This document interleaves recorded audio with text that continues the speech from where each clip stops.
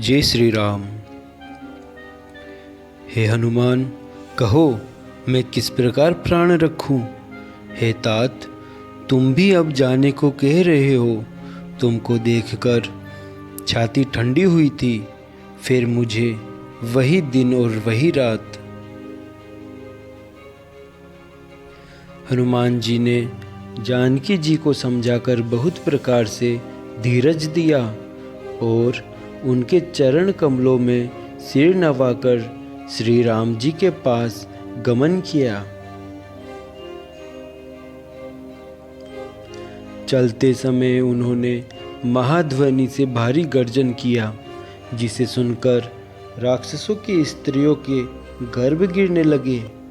समुद्र लांघकर वे इस पार आए और उन्होंने वानरों को किलकिला शब्द हर्ष ध्वनि सुनाया।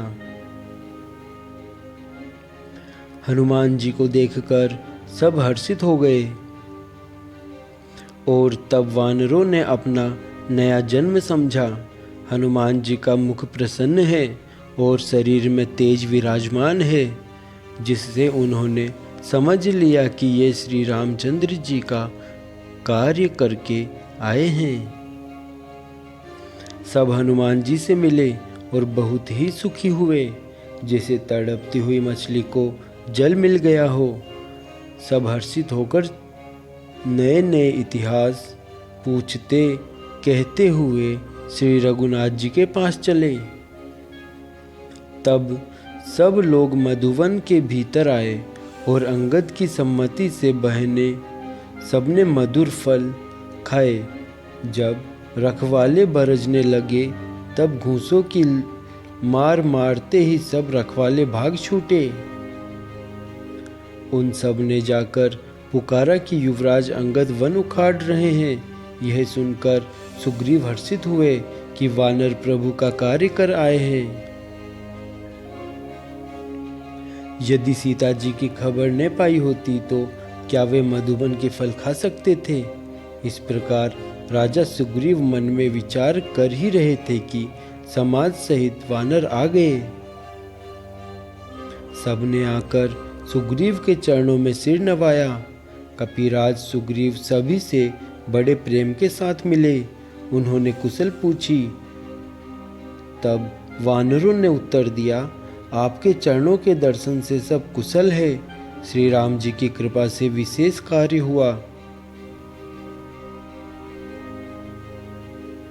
हे नाथ, हनुमान ने सब कार्य किया और सब वानरों के प्राण बचा लिए।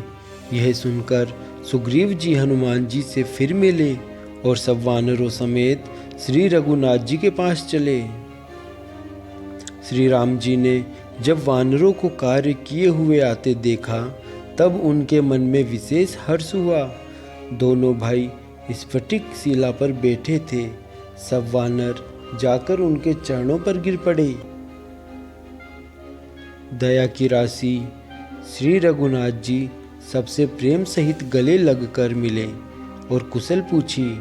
वानरों ने कहा, हे नाथ, आपके चरण कमलों के दर्शन पाने से अब कुशल है। जामवान ने कहा, हे रघुनाथ जी सुनिए। हे नाथ, जिस पर आप दया करते हैं उसे सदा कल्याण और निरंतर कुशल है। देवता, मनुष्य और मुनि सभी उस पर प्रसन्न रहते हैं। वही विजयी है, वही विनयी है और वही गुणों का समुद्र बन जाता है।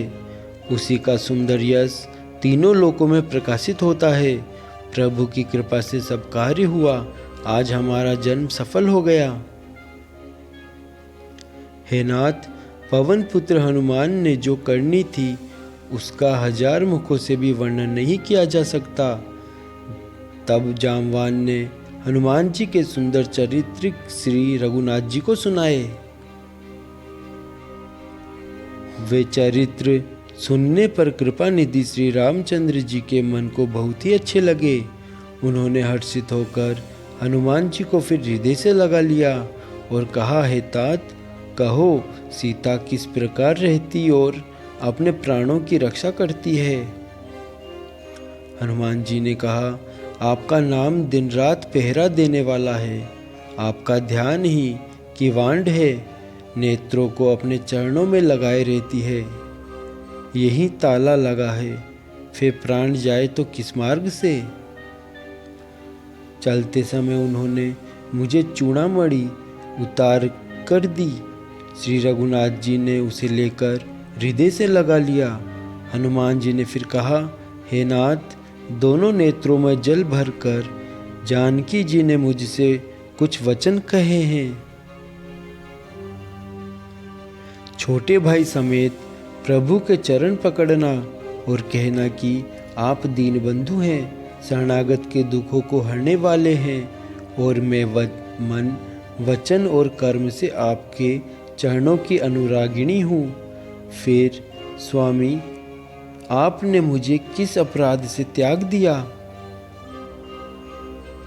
हाँ, एक दोष मैं अपना अवश्य मानती हूँ कि आपका वियोग होते ही मेरे प्राण नहीं चले गए, किंतु हे नाथ, यह तो नेत्रों का अपराध है जो प्राणों के निकलने में हठपूर्वक बाधा देते हैं।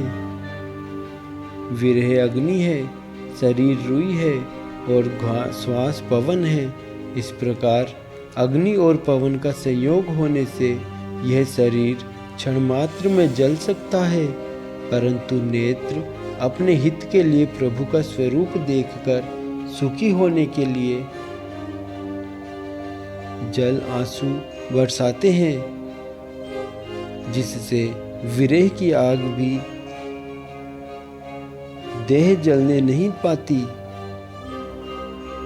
सीता जी की विपत्ति बहुत बड़ी है, हे दीन दयालु, वह बिना कही ही अच्छी है, कहने से आपको बड़ा क्लेश होगा। हे करुणा निधान, उनका एक एक पल कल्प के समान बीतता है। अतः हे प्रभु, तुरंत चलिए और अपनी भुजाओं के बल से दुष्टों के दल को जीतकर सीता जी को ले आइए। सीता जी का दुख सुनकर सुख के धाम प्रभु के कमल नेत्रों में जल भर आया और वे बोले, मन, वचन और शरीर से जिसे मेरी ही गति है, उसे क्या स्वप्न में भी विपत्ति हो सकती है? हनुमान जी ने कहा, हे प्रभु, विपत्ति तो वही है जब आपका भजन स्मरण न हो। हे प्रभु, राक्षसों की बात ही कितनी है, आप शत्रु को जीतकर जानकी जी को ले आवेंगे। भगवान कहने लगे, हे हनुमान, सुनो, तुम्हारे समान मेरा उपकारी देवता, मनुष्य अथवा मुनि कोई भी शरीरधारी नहीं है।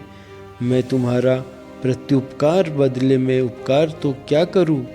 मेरा मन भी तुम्हारे सामने नहीं हो सकता। हे पुत्र, सुनो, मैंने मन में खूब विचार करके देख लिया है कि मैं तुझसे उऋण नहीं हो सकता। देवताओं के रक्षक प्रभु बार बार हनुमान जी को देख रहे हैं। नेत्रों में प्रेमाश्रुओं का जल भर आया है, शरीर अत्यंत पुलकित है। प्रभु के वचन सुनकर और उनके मुख तथा पुलकित अंगों को देखकर हनुमान जी हर्षित हो गए और प्रेम में विकल कर, हे भगवान, मेरी रक्षा करो, रक्षा करो कहते हुए श्री राम जी के चरणों में गिर पड़े।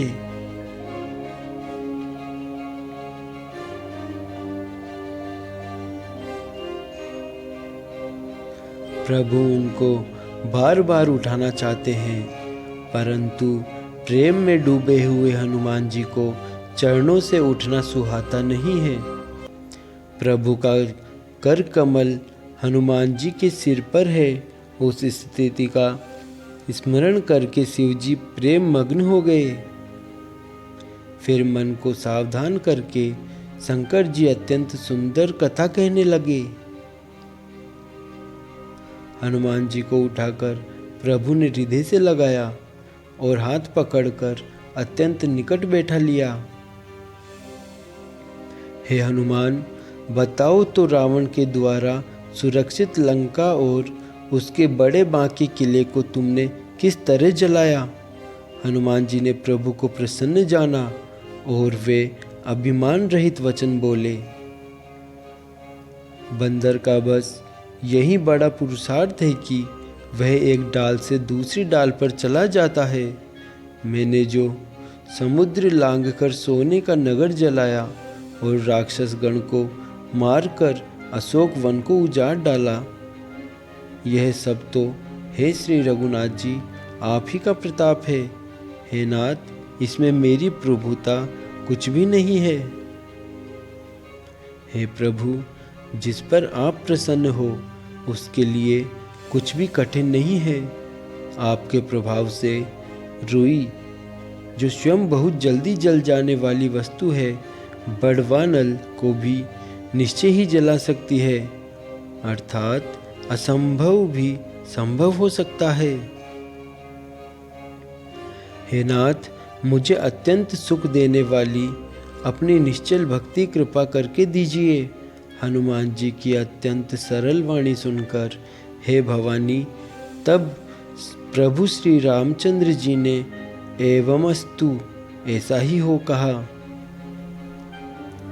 हे उमा, जिसने श्री राम जी का स्वभाव जान लिया, उसे भजन छोड़कर दूसरी बात ही नहीं सुहाती। यह स्वामी सेवक का संवाद जिसके हृदय में आ गया, वही श्री रघुनाथ जी के चरणों की भक्ति पा गया। प्रभु के वचन सुनकर वानर गण कहने लगे, कृपालु आनंद कंद श्री राम जी की जय हो, जय हो, जय हो। तब श्री रघुनाथ जी ने कपिराज सुग्रीव को बुलाया और कहा, चलने की तैयारी करो। अब विलंब किस कारण किया जाए, वानरों को तुरंत आज्ञा दो। भगवान की यह लीला रावण वध की तैयारी देखकर बहुत से फूल बरसाकर और हर्षित होकर देवता आकाश से अपने अपने लोक को चले। वानरराज सुग्रीव ने शीघ्र ही वानरों को बुलाया। सेनापतियों के समूह आ गए। वानर भालुओं के झुंड अनेक रंगों के हैं और उनमें अतुलनीय बल है।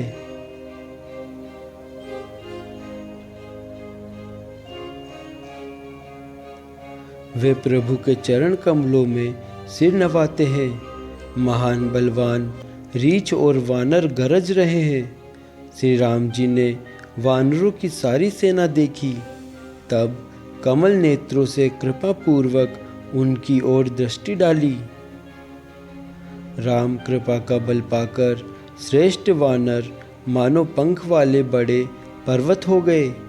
तब श्री राम जी ने हर्षित होकर प्रस्थान किया।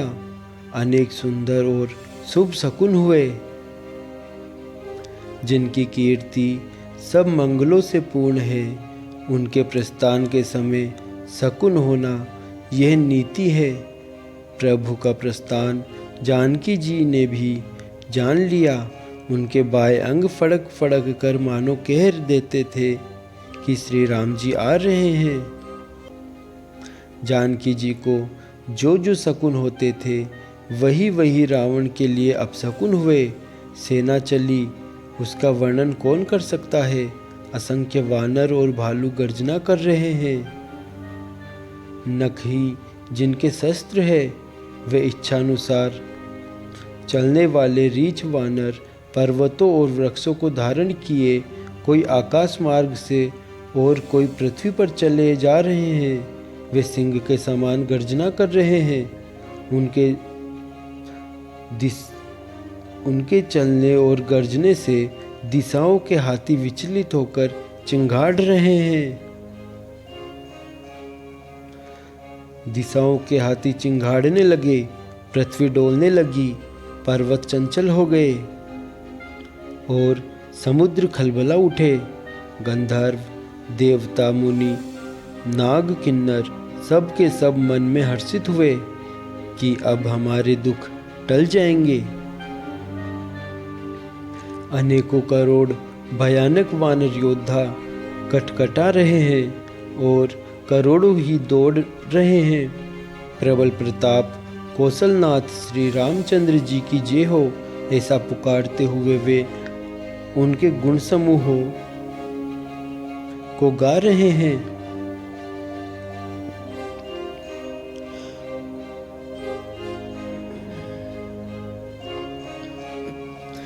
उदार परम श्रेष्ठ एवं महान सर्पराज शेष जी भी सेना का बोझ नहीं सह सकते। वे बार बार मोहित हो जाते हैं और पुनः पुनः कच्छप की कठोर पीठ को दांतों से पकड़ते हैं। ऐसा करते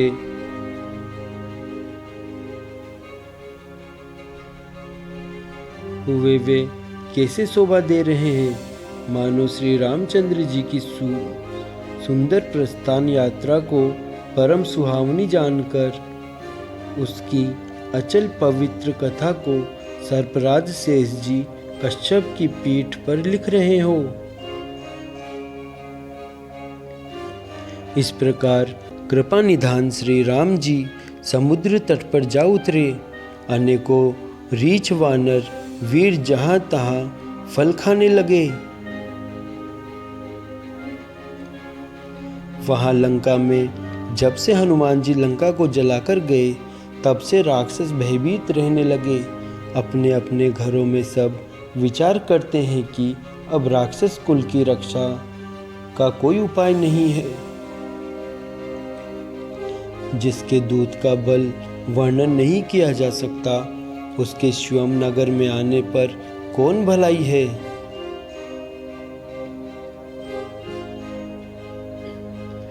हम लोगों की बड़ी बुरी दशा होगी। दूतियों से नगरवासियों के वचन सुनकर मंदोदरी बहुत ही व्याकुल हो गई। वह एकांत में हाथ जोड़कर पति रावण के चरणों में लगी और नीति रस में पगी हुई वाणी बोली, हे प्रियतम, श्री हरि से विरोध छोड़ दीजिए। मेरे कहने को अत्यंत ही हितकर जानकर हृदय में धारण कीजिए। जिनके दूत की करनी का विचार करते ही राक्षसों की स्त्रियों के गर्भ गिर जाते हैं। हे प्यारे स्वामी, यदि भला चाहते हैं तो अपने मंत्री को बुलाकर उसके साथ उनकी स्त्री को भेज दीजिए।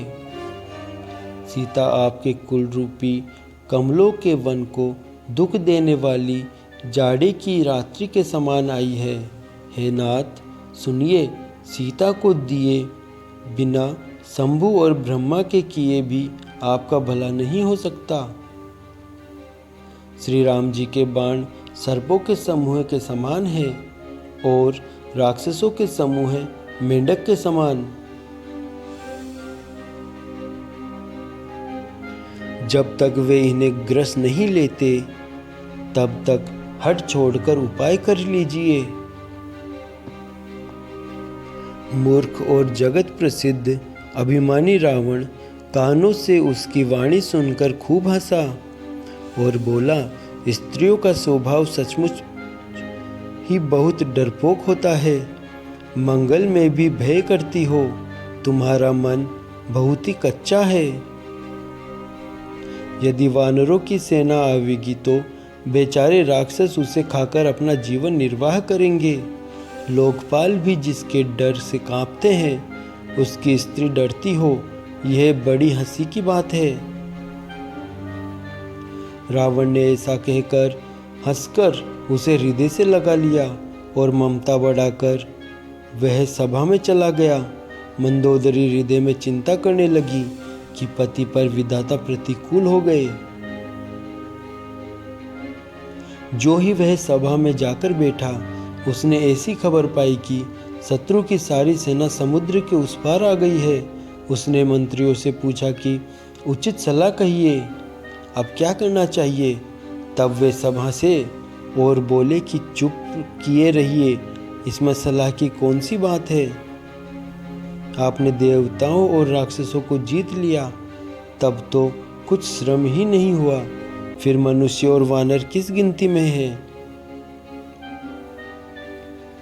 मंत्री, वेद और गुरु, ये तीन यदि अप्रसन्नता के भय या लाभ की आशा से हित की बात न कहकर प्रिय बोलते हैं, तो राज्य, शरीर और धर्म, इन तीन का शीघ्र ही नाश हो जाता है।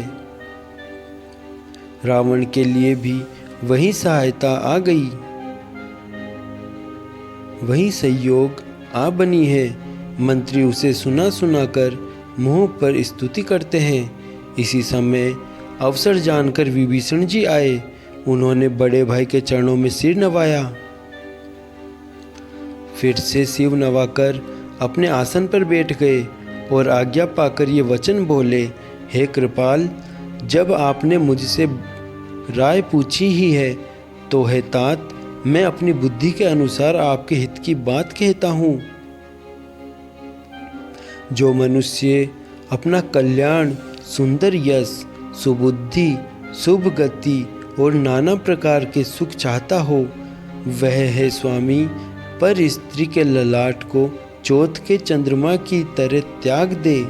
अर्थात जैसे लोग चौथ के चंद्रमा को नहीं देखते, उसी प्रकार पर स्त्री का मुख ही न देखे।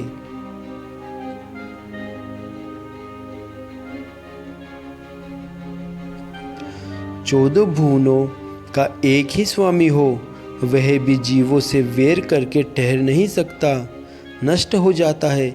जो मनुष्य गुणों का समुद्र और चतुर हो, उसे चाहे थोड़ा भी लोभ क्यों न हो, तो भी कोई भला नहीं कहता। हे नाथ, काम, क्रोध, मद और लोभ, ये सब नरक के रास्ते हैं। इन सब को छोड़कर श्री रामचंद्र जी को भजिए, जिन्हें संत सत्पुरुष भजते हैं। हे तात, राम मनुष्यों के ही राजा नहीं है, वे समस्त लोकों के स्वामी और काल के भी काल हैं। वे संपूर्ण ऐश्वर्य, यश, श्री, धर्म, वैराग्य एवं ज्ञान के भंडार भगवान हैं। वे निरामय, विकार रहित, अजन्मे, व्यापक, अजय, अनादि और अनंत ब्रह्मा है। उन कृपा के समुद्र भगवान ने पृथ्वी, ब्राह्मण, गो तथा देवताओं का हित करने के लिए ही मनुष्य शरीर धारण किया है। हे भाई सुनिए, वे सेवकों को आनंद देने वाले, दुष्टों के समूहों का नाश करने वाले और वेद तथा धर्म की रक्षा करने वाले हैं। वेद त्याग कर उन्हें मस्तक नवाइए। वे श्री रघुनाथ जी शरणागत का दुख नाश करने वाले हैं। हे नाथ, उन प्रभु सर्वेश्वर को जानकी जी दे दीजिए और बिना ही कारण स्नेह करने वाले श्री राम जी को भजिए। जिसे संपूर्ण जगत से द्रोह करने का पाप लगा है, शरण जाने पर प्रभु उसका भी त्याग नहीं करते। जिनका नाम तीनों तापों का नाश करने वाला है, वे ही प्रभु भगवान मनुष्य रूप में प्रकट हुए हैं। हे रावण, हृदय में यह समझ लीजिए। हे दशशीष, मैं बार बार आपके चरणों लगता हूँ और विनती करता हूँ कि मान, मोह और मद को त्याग कर आप कौशलपति श्री राम जी का भजन कीजिए। मुनि पुलस्त जी ने अपने शिष्य के हाथ यह बात कहला भेजी है। हे तात, सुंदर अवसर पाकर मैंने तुरंत ही वह बात आपसे कह दी।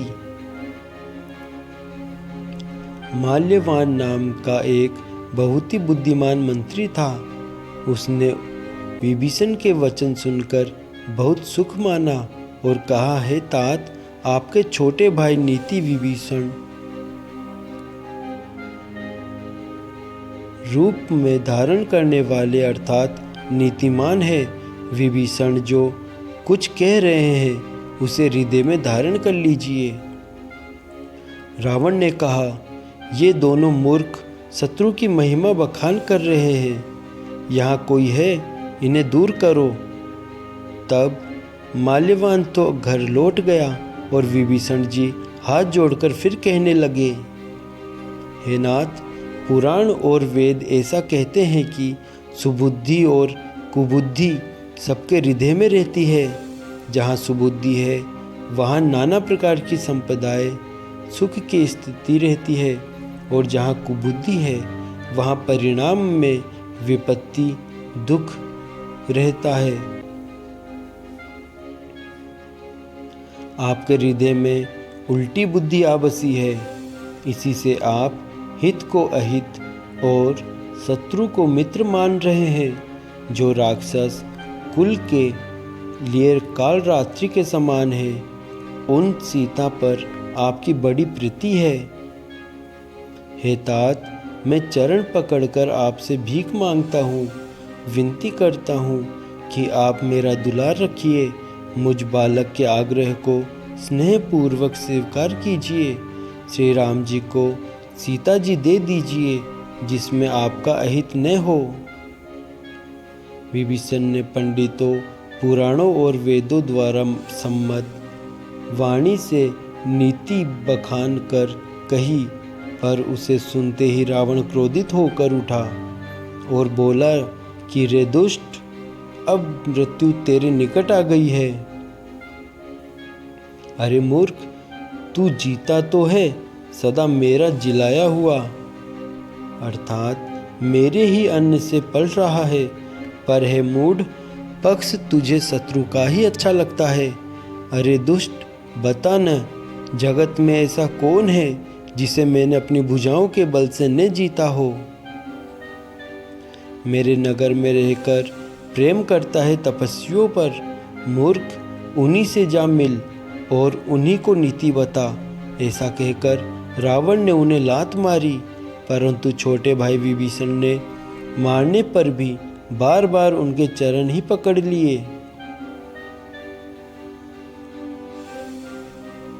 शिवजी कहते हैं, हे उमा, संत की यही बड़ाई है कि वे बुराई करने पर भी बुराई करने वाले की भलाई ही करते हैं। विभीषण जी ने कहा, आप मेरे पिता के समान हैं, मुझे मारा सो तो अच्छा ही किया, परंतु हे नाथ, आपका भला श्री राम जी को भजने में ही है। इतना कहकर विभीषण अपने मंत्रियों को साथ लेकर आकाश मार्ग में गए और सबको सुनाकर वे ऐसा कहने लगे,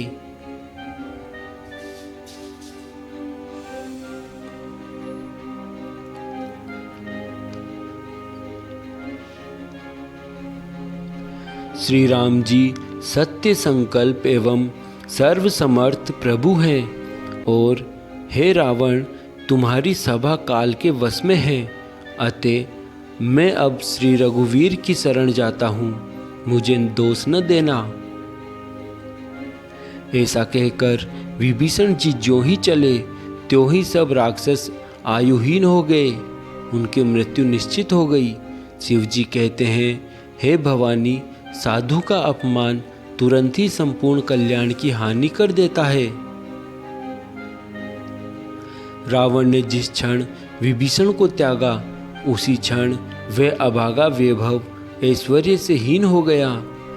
विभीषण जी हर्षित होकर मन में अनेकों मनोरथ करते हुए श्री रघुनाथ जी के पास चले।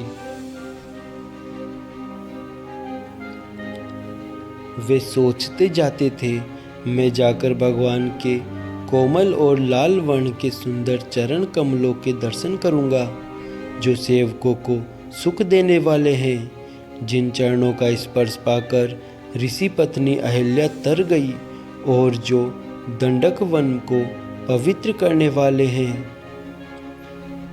जिन चरणों को जानकी जी ने हृदय में धारण कर रखा है, जो कपट मृग के साथ पृथ्वी पर दौड़े थे, और जो चरण कमल साक्षात शिवजी के हृदय रूपी सरोवर में विराजते हैं। मेरा अहोभाग्य है कि उन्हीं को आज मैं देखूंगा। जिन चरणों की पादिकाओं में भरत जी ने अपना मन लगा रखा है, आहा, आज मैं उन्हीं चरणों को अभी जाकर इन नेत्रों से देखूंगा। इस प्रकार प्रेम सहित विचार करते हुए वे शीघ्र ही समुद्र के इस पार, जिधर श्री रामचंद्र जी की सेना थी, आ गए। वानरों ने विभीषण को आते देखा तो उन्होंने जाना कि शत्रु का कोई खास दूत है। उन्हें ठहरा कर वे सुग्रीव के पास आए और उनको सब समाचार कह सुनाए। सुग्रीव ने श्री राम जी के पास जाकर कहा, हे रघुनाथ जी, सुनिए, रावण का भाई आपसे मिलने आया है। प्रभु श्री राम जी ने कहा, हे मित्र, तुम क्या समझते हो? तुम्हारी क्या राय है? वानर राज सुग्रीव ने कहा, हे महाराज सुनिए, राक्षसों की माया जानी नहीं जाती। यह इच्छानुसार रूप बदलने वाला न जाने किस कारण आया है। जान पड़ता है यह मूर्ख हमारा भेद लेने आया है, इसलिए मुझे तो यही अच्छा लगता है कि इसे बांध रखा जाए।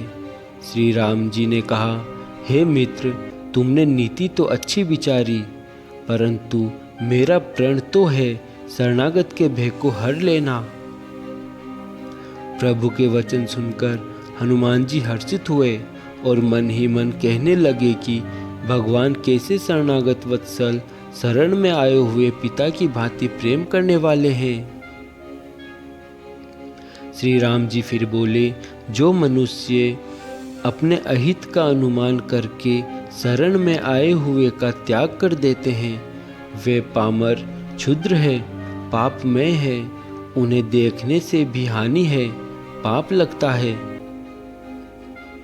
जिसे करोड़ों ब्राह्मणों की हत्या लगी हो, शरण में आने पर मैं उसे भी नहीं त्यागता।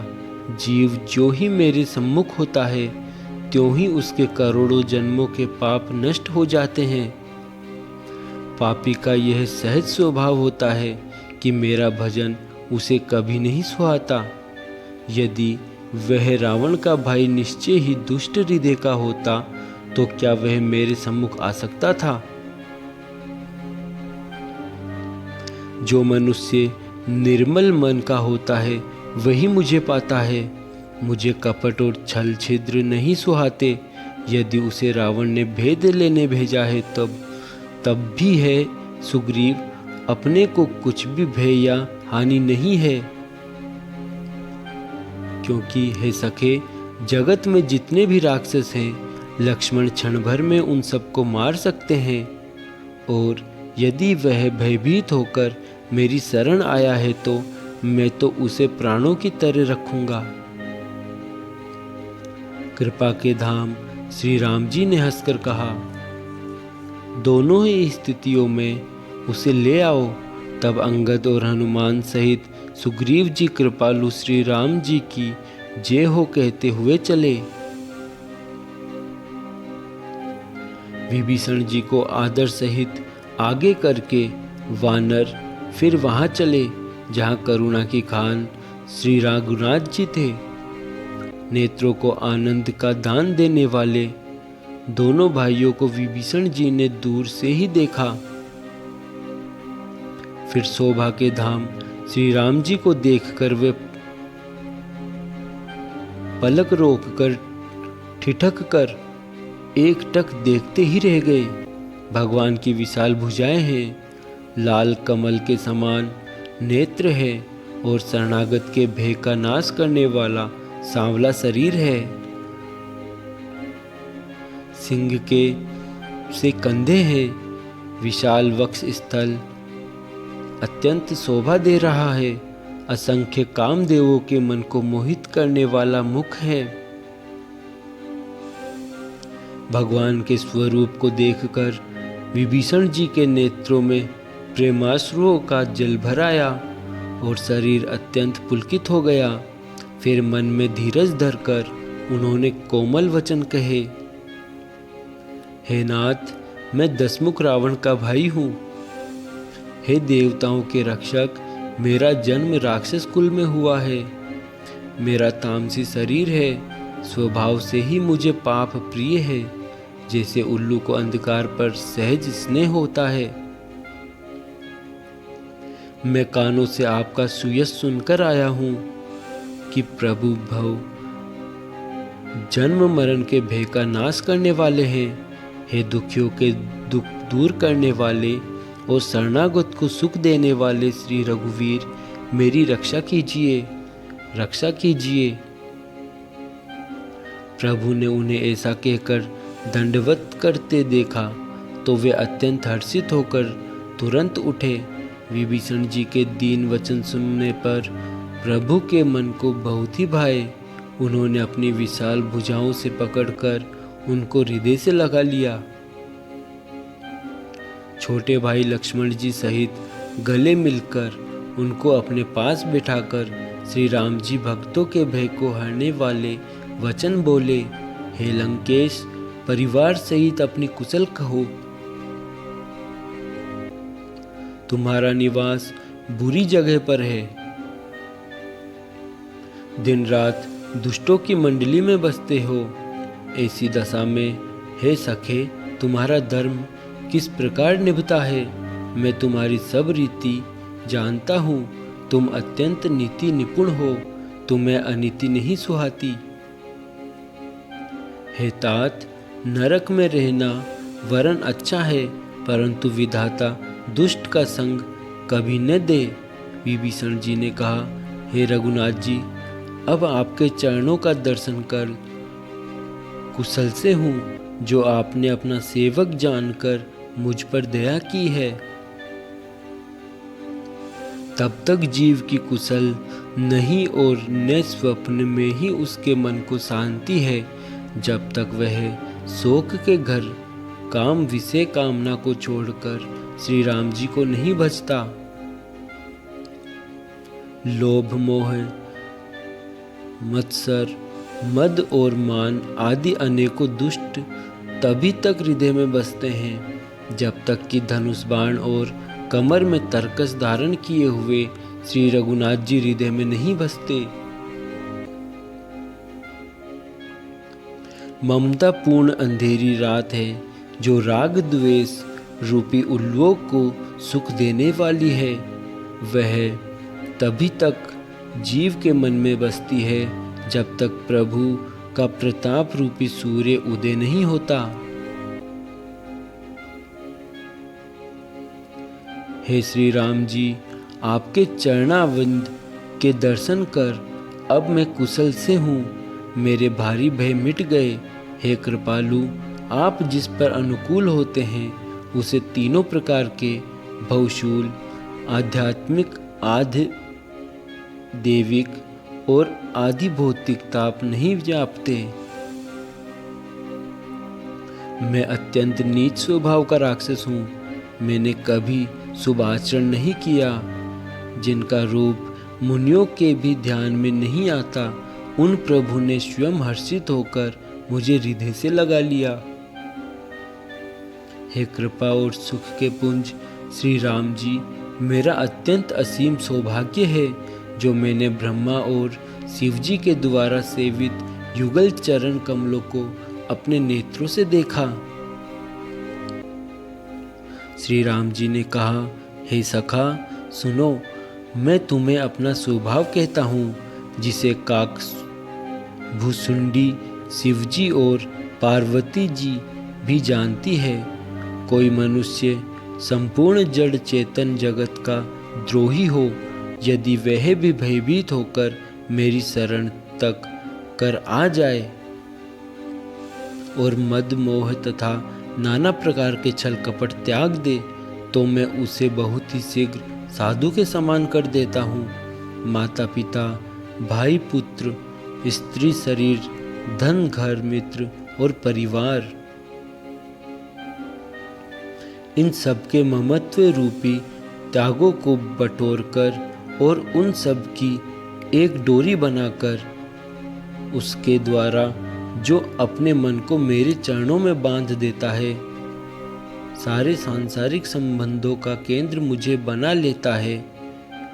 जो समदर्शी है, जिसे कुछ इच्छा नहीं है और जिसके मन में हर्ष, शोक और भय नहीं है, ऐसा सज्जन मेरे हृदय में कैसे बसता है, जैसे लोभी के हृदय में धन बसा करता है। तुम सरीखे संत ही मुझे प्रिय है। मैं और किसी के निहोरे से कृतज्ञतावश देह धारण नहीं करता।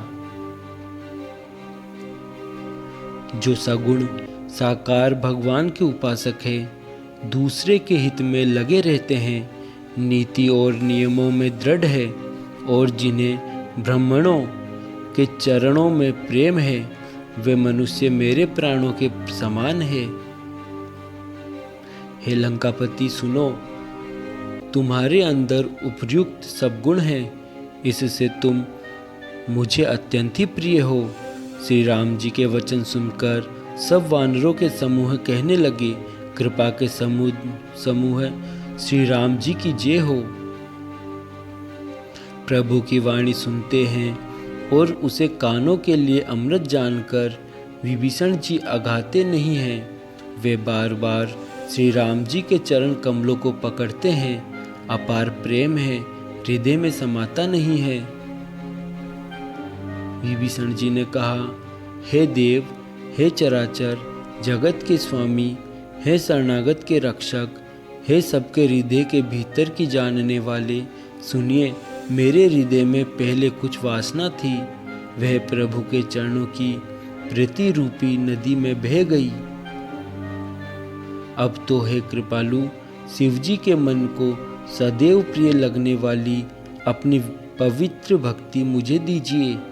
एवमस्तु, ऐसा ही हो कहकर रणधीर प्रभु श्री राम जी ने तुरंत ही समुद्र का जल मांगा और कहा, हे सखा, यद्यपि तुम्हारी इच्छा नहीं है, पर जगत में मेरा दर्शन अमोघ है, वह निष्फल नहीं जाता। ऐसा कहकर श्री राम जी ने उनको राज तिलक कर दिया। आकाश से पुष्पों की अपार वृष्टि हुई। श्री राम जी ने रावण की क्रोध रूपी अग्नि में, जो अपनी विभीषण की श्वास वचन रूपी पवन से प्रचंड हो रही थी, जलते हुए विभीषण को बचा लिया और उसे अखंड राज्य दिया। शिव जी ने जो संपत्ति रावण को 10 सिरों की बलि देने पर दी थी, वही संपत्ति श्री रघुनाथ जी ने विभीषण को बहुत सकुचते हुए दी। ऐसे परम कृपालु प्रभु को छोड़कर जो मनुष्य दूसरे को भजते हैं, वे बिना सींग पूंछ के पशु है। अपना सेवक जानकर विभीषण को श्री राम जी ने अपना लिया। प्रभु का स्वभाव वानर कुल के मन को बहुत भाया। फिर सब कुछ जानने वाले, सबके हृदय में बसने वाले, सर्व रूपों में प्रकट, सबसे रहित, उदासीन कारण से मनुष्य बने हुए तथा राक्षसों के कुल का नाश करने वाले श्री राम जी नीति की रक्षा करने वाले वचन बोले।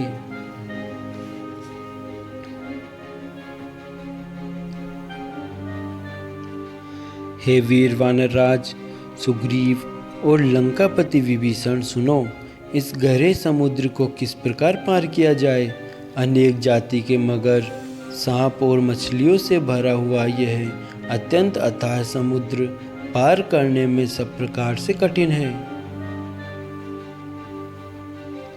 विभीषण ने कहा, हे रघुनाथ जी सुनिए, यद्यपि आपका एक बाण ही करोड़ों समुद्रों को सोखने वाला है, तथापि नीति ऐसी कही गई है कि पहले जाकर समुद्र से प्रार्थना की जाए। हे प्रभु, समुद्र आपके कुल में बड़े पूर्वज हैं, वे विचार कर उपाय बतला देंगे। तब रीछ और वानरों की सारी सेना बिना ही परिश्रम के समुद्र के पार उतर जाएगी। श्री राम जी ने कहा, हे सखा, तुमने अच्छा उपाय बताया, यही किया जाए यदि देव सहायक हो। यह सलाह लक्ष्मण जी के मन को अच्छी नहीं लगी। श्री राम जी के वचन सुनकर तो उन्होंने बहुत ही दुख पाया।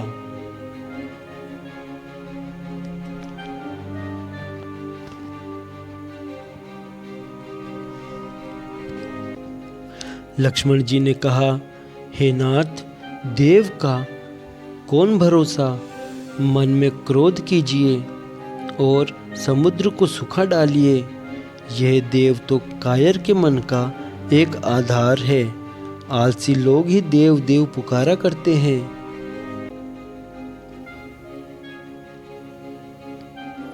यह सुनकर श्री रघुवीर हंसकर बोले, ऐसा ही करेंगे, मन में धीरज रखो।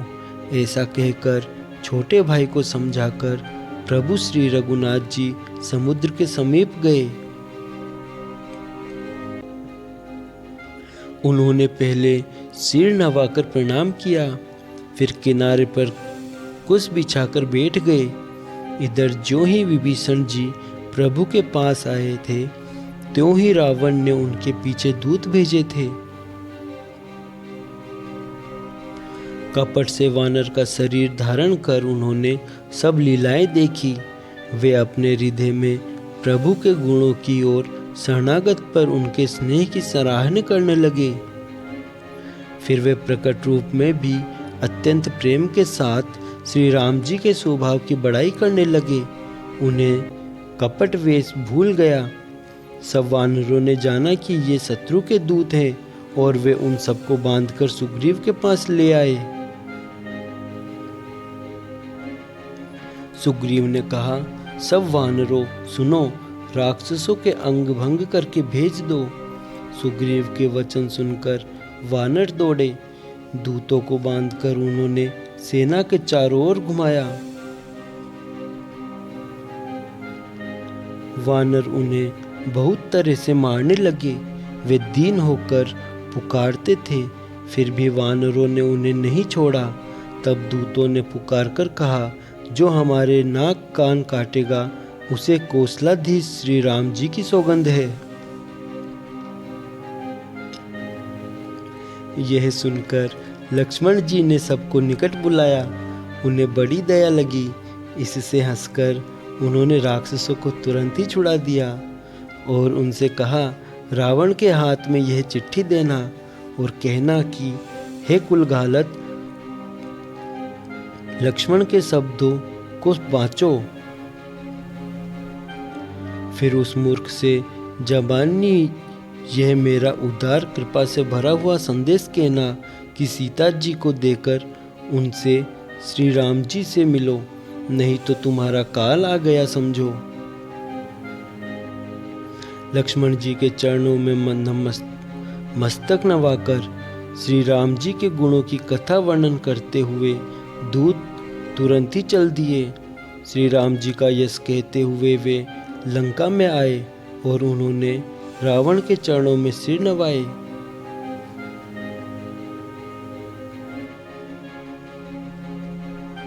दशमुख रावण ने हंसकर बात पूछी, अरे सुख, अपनी कुशल क्यों नहीं कहता। फिर उस विभीषण का समाचार सुना, मृत्यु जिसके निकट अत्यंत निकट आ गई है। मूर्ख ने राज्य करते हुए लंका को त्याग दिया। अभागा, अब जौ का कीड़ा बनेगा। जौ के साथ जैसे घुन भी पिस जाता है, वैसे ही नर वानरों के साथ वह भी मारा जाएगा। फिर भालू और वानरों की सेना का हाल के जो कठिन काल की प्रेरणा से यहाँ चली आई है और जिनके जीवन का रक्षक कोमल चित्त वाला बेचारा समुद्र बन गया है, अर्थात उनके और राक्षसों के बीच में यदि समुद्र न होता तो अब तक राक्षस उन्हें मारकर खा गए होते। फिर उन तपस्वियों की बात बता जिनके हृदय में मेरा बड़ा डर है। उनसे तेरी भेंट हुई या वे कानों से मेरा सुयश सुनकर ही लौट गए। शत्रु सेना का तेज और बल बताता क्यों नहीं, तेरा चित्त बहुत ही चकित हो रहा है। दूत ने कहा, हे नाथ, आपने जैसे कृपा करके पूछा है वैसे ही क्रोध छोड़कर मेरा कहना मानिए। मेरी बात पर विश्वास कीजिए जब आपका छोटा भाई श्री राम जी से जाकर मिला, तब उसके पहुँचते ही श्री राम जी ने उसको राज तिलक कर दिया। हम रावण के दूत हैं, यह कानों से सुनकर वानरों ने हमें बांधकर बहुत ही कष्ट दिए, यहाँ तक कि वे हमारे नाक कान काटने लगे। श्री राम जी की शपथ दिलाने पर कहीं उन्होंने हमको छोड़ा। हे नाथ, आपने श्री राम जी की सेना पूछी, सो वह तो 100 करोड़ मूर्खों से भी वर्णन नहीं की जा सकती। अनेकों रंगों के भालू और वानरों की सेना है, जो भयंकर मुख वाले, विशाल शरीर वाले और भयानक है। जिसने नगर को जलाया और आपके पुत्र अक्षय कुमार को मारा, उसका बल तो सब वानरों में थोड़ा है। असंख्य नामों वाले बड़े ही कठोर और भयंकर योद्धा है, उनमें असंख्य हाथियों का बल है और वे बड़े ही विशाल है।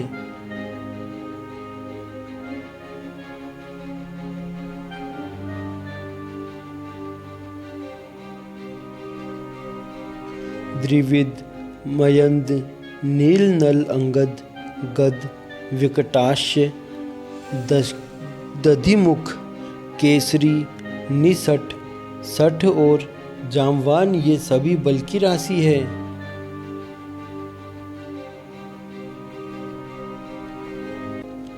ये सब वानर बल में सुग्रीव के समान है और इनके जैसे एक दो नहीं करोड़ों है।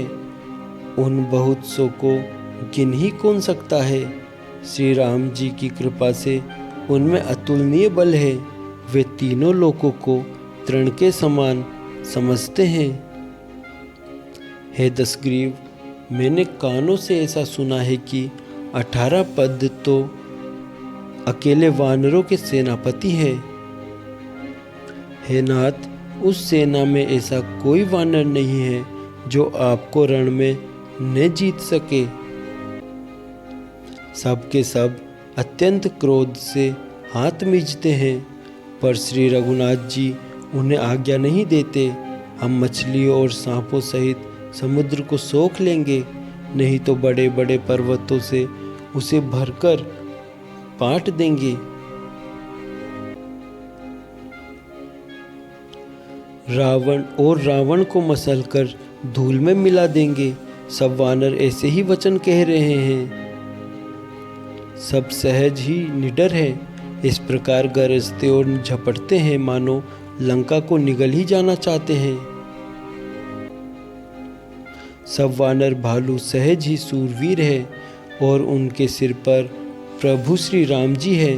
हे रावण, वे संग्राम में करोड़ों कालों को जीत सकते हैं।